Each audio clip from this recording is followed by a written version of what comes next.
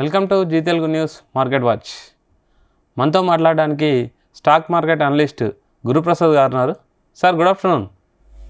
Good afternoon sir, ఈరోజు market చూసుకుంటే కూడా మొత్తం ఇంచుమించు మైనస్లోనే ఎండ్ అయిపోయింది సార్.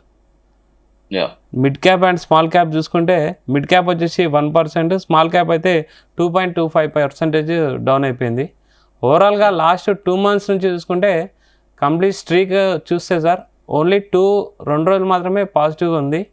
నిఫ్టీ వచ్చేసి ఇయర్ 13% దాకా డౌన్ అయిపోయింది. అండ్ సెన్సెక్స్ వచ్చేసి ఇంచుమించు 2100 పాయింట్లు డౌన్ అయిపోయింది సార్. మార్కెట్ మీరు ఆల్రెడీ చెప్పారు ఒక 2-3 months ఇలాగనే ఉంటుందని మా సార్తో డిస్కషన్లో.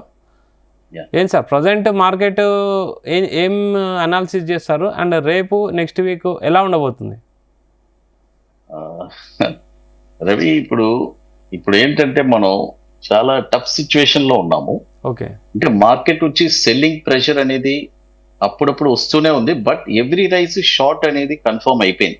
ఓకే, ఇక్కడ ఇంకొక కన్ఫర్మేషన్ ఏమవుతుందంటే ఇప్పుడు రేపు మంత్ ఎండింగ్ క్లోజ్ అవుతుంది. ఓకే, మార్చ్ మంత్ స్టార్ట్ అవుతుంది.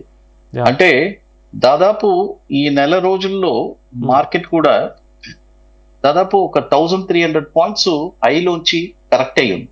ఓకే, మేబీ రేపు లాస్ట్ రోజు, రేపు ఏదైనా ఒక పుల్ బ్యాక్ ఏదైనా వస్తుందా అనేది కూడా మనం ఎదురు చూస్తున్నాము. ఓకే, బట్ అది పుల్ బ్యాక్ అనేది రేపు మార్నింగ్ గ్లోబల్ మార్కెట్స్ బేస్ చేసి ఉంటుంది. అంటే పుల్ బ్యాక్ అంటే పాజిటివ్ పుల్ బ్యాక్ రావడానికి కారణం ఏమైనా ఉందా సార్? ఈ మంత్ ఎండింగ్ లో వస్తుంది కదా. ఓకే, ఎందుకంటే ఈ మంత్ లో వచ్చి చాలా ఇంపార్టెంట్. ఓకే, అంటే ప్రస్తుతానికి లో వచ్చి 22,513 ఉంది. ఓకే, ఈ సపోజ్ ఈ లో అలాగే మెయింటైన్ అవుతూ ఉన్నిందంటే రేపు కూడా లో కూడా ఏదో బ్రేక్ అయినట్టు ఉంది ఈ రోజు. అవును, ఈ రోజు 508 వచ్చింది. సారీ, 545 క్లోజ్ అయింది.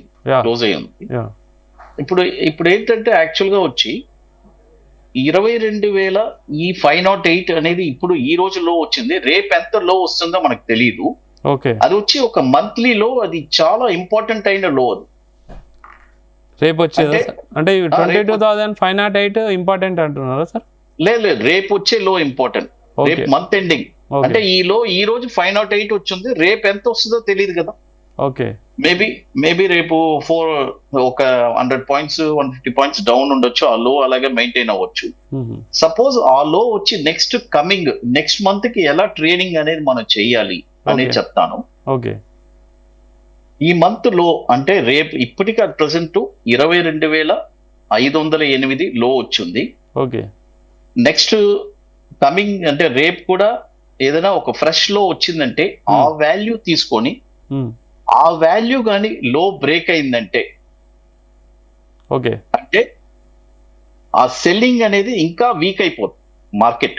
అంటే ఇంకా ఎవ్రీ రైజ్ షార్ట్ అనేది 100% కన్ఫర్మ్ అయిపోతుంది.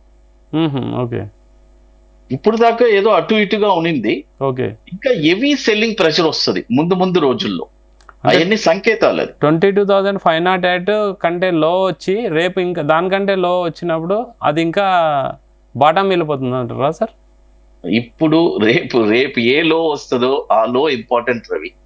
ఆ లో నెక్స్ట్ మంత్ లో బ్రేక్ అయిందంటే ఓకే డెఫినెట్ గా మార్కెట్ వచ్చి హెవీ వాలటైల్ ఉంటుంది. ఓకే, అంటే వాలటైల్ కూడా ఎలా ఉంటదంటే మార్కెట్ లో సమ్ టైమ్స్ మార్కెట్ ఒక 300-400 పాయింట్స్ అప్పు కూడా రావచ్చు. అది వచ్చి నమ్మడానికి వస్తుంది. ఓకే, మార్కెట్ నేను కొద్దిగా స్టెబిలైజ్ అవుతాను అనే ఒక నమ్మించడానికి వస్తుంది. బట్ అది నమ్మకూడదు. అది చాలా డేంజర్ అయిన లాస్ట్ వీక్ 1-2 days పాజిటివ్ కూడా దానికోసమే అంటారా సార్? ఖచ్చితంగా, ఓకే, ఖచ్చితంగా.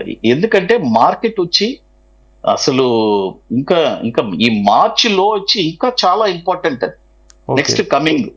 ఎందుకంటే మార్కెట్ వచ్చి మనం ప్రిడిక్ట్ చేస్తూ వెళ్తూ ఉన్నామంటే అసలు ఎంత ఈ భారీ సెల్లింగ్ ఏంటి, అసలు మార్కెట్ లో ఏ స్టాక్ కూడా పెరగట్లేదు. అవును సార్, మిడ్ క్యాప్ చూసుకుంటే ఇంచుమించు 30% డౌన్ అయింది సార్. ఓవరాల్ గా డౌన్ అవుతుంది. ఇప్పుడు ఇక్కడ ఏంటంటే ఇప్పుడు చూడండి, బాగా మార్కెట్ దిగిన తర్వాత ఇక్కడ ఏం చేయాలని అర్థం కావట్లేదు. ఓకే. చూడండి, ఈ వీక్ యాక్చువల్ గా వచ్చి ఈ వీక్ ఈ 500 అనేది ఆల్రెడీ మొన్నే వచ్చేసింది. ఓకే. మండే వచ్చిన 500 ఇంకా మెయింటైన్ చేస్తుంది. మీరు ఆలోచించారు. ఓకే. అంటే ఈ 4 days ఇలాగే ఉంది మార్కెట్. ఎందుకంటే పడితే భారీగా పడాలి, లేదంటే ఇలా కన్సాలిడేట్ కూర్చోవాలి. ఇది మార్కెట్ ఒక పద్ధతి ఇప్పుడు. ఎందుకంటే మార్కెట్ ఒక పుల్ బ్యాక్ ఏదైనా ఒక 200-300 పాయింట్లు వస్తే ఇమీడియట్ గా సెల్లింగ్ వచ్చేస్తుంది. ఓకే సార్, అంటే 22,800 అనే స్ట్రీక్ అనేది చాలా చాలా రోజుల్లో అది సపోర్ట్ తీసుకుంది సార్. ఈ 22,500 అలా ఉండదు అంటున్నారా? చెప్పండి, వినపట్లేదు. 22,800 అనేది చాలా రోజులు ఆ సపోర్ట్ చాలా రోజులు తీసుకుంది సార్. ఒక 7 to 8 days సపోర్ట్ అని చెప్పారు. స్ట్రాంగ్ వీక్ అవుద్ది. ఓకే, అది చెప్పండి. ఓకే, అదే స్మాల్ క్యాప్ గురించి చెప్తున్నారు, చెప్పండి సార్. ఇప్పుడు నేనేమంటానంటే, ఇప్పుడు ఇన్వెస్ట్మెంట్ ప్లాన్ అనేది ఎలా చెయ్యాలి, 22,000 నేను ఆల్రెడీ క్లియర్ గా చెప్పేశాను. ఇక్కడ 2-3 టర్మ్స్ మనం చూడాలి టెక్నికల్ గా. ఒకటి మార్చ్ ఇదే ఈ ఫిబ్రవరి లో ఏం వస్తుందో, మంత్ ఎండ్ లో వాల్యూ అంటే రేపు ఒక్క రోజే కదా ఉంది. ఆ లో గానీ నెక్స్ట్ మార్చ్ లో బ్రేక్ అయిందంటే మనం డౌన్ సైడ్ వచ్చి 22,070, 20,860, 20,100 ఇవన్నీ మనం చూడడానికి అవకాశం ఉంది ఈ ప్రైజెస్ లో. బట్ మనం వచ్చి ఇదన్నీ ఒక ఆపర్చునిటీగా తీసుకోవాలి. కానీ చాలా మంది ఏం చేస్తున్నారంటే భయపడుతున్నారు. స్టాక్ మార్కెట్ అంటే చూడండి, ఈ రోజు పరిస్థితి బాగాలేదు, నెక్స్ట్ ఇయర్ ఇదే టైంకి చూడండి అందరూ హ్యాపీగా ఉంటారు. అంటే ఎవరు హ్యాపీగా ఉంటారంటే, ఇక్కడ తెలివిగా ఎవరు ఇండెక్స్ పర్ఫెక్ట్ ప్రైజెస్ లో అంటే పర్టికులర్ మనం ఇంపార్టెంట్ ప్రైజెస్ ఇస్తున్నాం, ఆ ప్రైజెస్ లో వాళ్ళ క్యాపిటల్ ని వాళ్ళు డివైడ్ చేసుకొని డైవర్సిఫై చేసుకొని చక్కగా కొద్దిగా ఇన్వెస్ట్ చేసుకుంటే నెక్స్ట్ కమింగ్ బుల్ మార్కెట్ లో ఎంజాయ్ చేయొచ్చు ప్రాఫిట్స్. సార్, ఇంతకుముందు జరిగిన కరోనా టైంలో కానీ ఈ స్కామ్స్ జరిగినప్పుడు కానీ ఇంత లో అంటే అంత లో అయితే జరగలేదు సార్. ఇప్పుడు 26-30% కూడా మార్కెట్ అప్పుడు పడిపోయింది. ఇప్పుడు ఇంకా 20% కూడా రీచ్ కాలేదు ప్రజెంట్. ఖచ్చితంగా లేదు. మీరు కోవిడ్ టైంలో చూస్తే మనకి ఆల్మోస్ట్ 12,500 నుంచి 7,500 దాకా మార్కెట్ వచ్చింది కోవిడ్. అంటే అప్పుడు దాదాపు మనకి ఒక 40% దాకా పడింది. పడలేదని చెప్పట్లేదు, బట్ ఏంటంటే అది వచ్చి ఒక ఎలా చెప్పాలంటే అన్ఎక్స్పెక్టెడ్. ఓకే, అలా జరుగుద్దని ఎవడు అనుకోలేదు. అలా క్విక్ గా దిగిపోయి మళ్ళీ ఎమ్మటే క్విక్ గా లేసింది. ఎందుకంటే క్విక్ గా పడింది కాబట్టి క్విక్ గా లేసింది. సార్, ఇప్పుడు 20% కూడా ఇంకా రీచ్ కాలేదు సార్ మార్కెట్ క్రాష్ అనేది. కానీ ఎందుకు మొత్తం ఇన్వెస్టర్ల సెంటిమెంట్ కోల్పోయారు సార్? సార్, ఎప్పుడైనా ఒకటి తెలుసుకోండి సార్, మన జోబిలో నుంచి ₹1 మనకి పోతుంది, ₹1 మనకి తగ్గుతుందంటే ఎవరికైనా బాధ అనేది ఉంటుంది. ఓకే, బట్ అదే ఇక్కడ ఎక్స్పీరియన్స్ గా మన స్టాక్ మార్కెట్ అంటే ఇది ఒక వ్యాపారంగా తీసుకొని మన డబ్బులు ఎక్కడికి వెళ్ళలేదు, మార్కెట్ లో ఉంది. మనం నష్టానికి అమ్ముకొని వెళ్తేనే కానీ అది నష్టం. ఆ షేర్ మనం అమ్మకుండా మన డీపీలో హోల్డ్ చేసుకుంటే మీకు ఆ డివిడెంట్ వస్తుంది. నెక్స్ట్ కమింగ్ మంచి కంపెనీ పర్ఫార్మ్ చేస్తే, మంచి స్టాక్స్ కానీ మీ దగ్గర ఉంటాయి. కాబట్టి స్టాక్స్ ఎప్పుడు మనకి హాని కాదు సార్. డెఫినెట్ గా ఈ బేర్ మార్కెట్ లో మనకు కొద్దిగా పెయిన్ అనేది అనుభవించాలి. ఇంకోటి ఇప్పుడు నేను ఒకటే అడుగుతున్నాం, ఈ 3 సంవత్సరాల నుంచి సంపాదించిన ప్రాఫిట్స్ ఏమైనా మీరు చెప్పండి సార్. అంటే లాంగ్ టర్మ్ 3 years నుంచి పెట్టిన వాళ్ళు ఓకే, లాస్ట్ 1-2 months లో ఎంటర్ అయిన వాళ్ళు ఉన్నారు సార్. వాళ్ళ పరిస్థితి ఖచ్చితంగా అధ్వానంగానే ఉంటుంది. ఇక తప్పదు, ఎందుకంటే వాళ్ళు కూడా లాంగ్ టర్మ్ అనుకోనే రావాలి మార్కెట్. ఓకే, లేదు షార్ట్ టర్మ్ గా వస్తున్నానా, నేను ఒక 5%, 10% స్టాప్ లాస్ పెట్టుకుంటాను ఓకే అని మెయింటైన్ చేసుకోవాలి సార్. వాళ్ళు 50%, 60% స్టాప్ లాస్ అలా షార్ట్ టర్మ్ వాళ్ళు అలా పెట్టకూడదు. ఓకే, ఓన్లీ లాంగ్ టర్మ్ వాళ్ళే, అసలు లాంగ్ టర్మ్ వాళ్ళకి నో స్టాప్ లాస్ అంతే. ఓకే, స్టాప్ లాస్ అనేదే లేదు, ఎందుకంటే మళ్ళీ పైకి వెళ్ళిపోతుంది. చూడండి, మీరు టాటా మోటార్స్ కోవిడ్ టైంలో ₹70 వచ్చింది, 70 నుంచి 1,200 వెళ్ళింది టాటా మోటార్స్. ఓకే, అంటే ఇప్పుడు ఓకే, చెప్పండి సార్. అంత లోకి టాటా మోటార్స్ వస్తుందని ఎవరైనా ఎక్స్పెక్ట్ చేశారా? చూడండి, ఎక్సలెంట్ కంపెనీ. ఓకే, మన ఇండియన్ మార్కెట్ లో టాటా మోటార్స్, మారుతి ఇవన్నీ వచ్చి వండర్ఫుల్ పెట్టనమాట ఇన్వెస్ట్మెంట్స్ కి. బట్ అలాంటి స్టాకే వచ్చి కింద పడిందంటే అక్కడ ఆ స్టాక్ విలువైన వాళ్ళు చాలా తెలివైన వాళ్ళు అక్కడ పిక్ చేశారు, కొన్నారు. కాబట్టి టాటా మోటార్స్ ఈ రోజు 600 ఉన్నా కూడా 60 రూపాయలు కొన్న వాళ్ళకి చాలా మందికి ఉంది హోల్డింగ్స్. ఎందుకంటే 60 రూపాయలు కొన్న వాళ్ళు ఇంకా పెట్టుకొని ఉన్నారు. ఓకే, సరే. ప్రజెంట్ పోర్ట్ఫోలియోలో 60 to 70% మైనస్లో ఉన్నారు సార్. మొత్తం డ్రాగ్ అయిపోయింది. వాళ్ళు ఏం చేయాలి సార్? ఆ ఇన్వెస్టర్లు ఏం చేయాలి సార్? 60% డ్రాగ్ అయిన వాళ్ళు ఖచ్చితంగా వాళ్ళు ఇన్వెస్టర్స్ ఉంటారు. వాళ్ళు వచ్చి షార్ట్ టర్మ్ ట్రేడర్స్ గా ఉండరు. బాగా అర్థం చేసుకోండి. ఓకే, ఎందుకంటే 60% నీ పోర్ట్ఫోలియో డౌన్ ఉందంటే you are a long term investor or medium term or 2 years investor, లేదంటే 5 years ఇన్వెస్టర్ గా ఉంటారు. ఎవరు షార్ట్ టర్మ్ ఇన్వెస్టర్స్ నాది 60% లాస్ లో ఉంది, 70% 50% లాస్ లో ఉందంటే అతను షార్ట్ టర్మ్ ఇన్వెస్టర్ కాదు. కాబట్టి long term, medium term investors కి ఎటువంటి డోకా లేదు. వాళ్ళు చక్కగా వాళ్ళ కాడ ఇంకా ఫండ్స్ కానీ వాళ్ళు రేస్ చేయగలిగితే, వాళ్ళ దగ్గర ఉంటే, వాళ్ళకి ఆ కెపాసిటీ ఉంటే, నేను చెప్పిన లెవెల్స్ లో ఖచ్చితంగా వాళ్ళు ఇన్వెస్ట్ చేసుకోవచ్చు. చూడండి, నేను ఇలా చెప్పిన లెవెల్స్ అన్ని వండర్ఫుల్ లెవెల్స్. ఓకే, 22,070లో చెప్పాను. సపోజ్ ₹1,00,000 క్యాపిటల్ ఎవరి దగ్గర ఉందనుకోండి సార్, 22,070లో ఒక 25,000 పెట్టుబడి పెట్టుకోండి. ఇండెక్స్ బేసే చేసుకోవచ్చు. ఊరికే నేను ఉజ్జాయిగా చెప్పాను. అంటే కొంతమంది కోట్లు ఉండొచ్చు, వాళ్ళ పోర్ట్ఫోలియో ఎంతైనా ఉండొచ్చు. నేను చెప్పిన ఎగ్జాంపుల్ గా చెప్తున్నా. మళ్ళీ 20,860 ఇదొక పాయింట్. మళ్ళీ 20,100, లేదంటే 18,900. ఈ పాయింట్స్ లో, ఎందుకంటే ఇవన్నీ వచ్చి నేను చెప్పిన పాయింట్స్ వచ్చి చాలా ఇంపార్టెంట్ అయిన పాయింట్స్. ఈ పాయింట్స్ లో వాళ్ళు చక్కగా చేసుకోవచ్చు. సార్ 18,900 చెప్పారు లెవెల్. ఆ లెవెల్కి వస్తే మార్కెట్ పరిస్థితి ఏంటి సార్?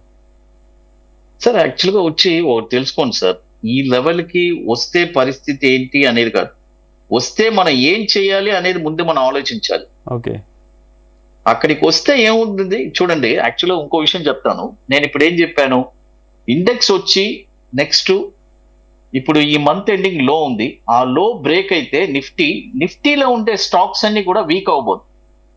ఓకే, నిఫ్టీలో ఉండే స్టాక్స్ నెక్స్ట్ మార్కెట్ చూడబోయేది నిఫ్టీ. నిఫ్టీలో ఉండే స్టాక్స్ కరెక్షన్ ఇంకా చాలా అవ్వాలి. కరెక్షన్ కి రెడీగా ఉంది, ఈ వాల్యూ కోసం రెడీగా ఉంది. ఈ వాల్యూ కానీ ట్రిగర్ అయిందంటే, ఏదైనా పుల్ బ్యాక్ వస్తే మనం ప్రాఫిట్ బుకింగ్ అయినా చేసుకోవచ్చు. లోలో ఎవరైనా కొనుక్కొని ఉంటే అది, లేదంటే కరెక్షన్ వెయిట్ చేయాలి. ఆ కరెక్షన్ అయిన తర్వాతనే మనము నెక్స్ట్ లెగ్ ఆఫ్ ద ర్యాలీలో మనం ప్రాఫిట్ అనేది చూడగలము. ఈ లో లెవెల్లో మనం బయింగ్ ఏదైనా చేసి ఉంటే. సార్ టెక్నికల్ గా చెప్పారు, ఫండమెంటల్ గా ఏం చేయాలి ఇన్వెస్టర్స్?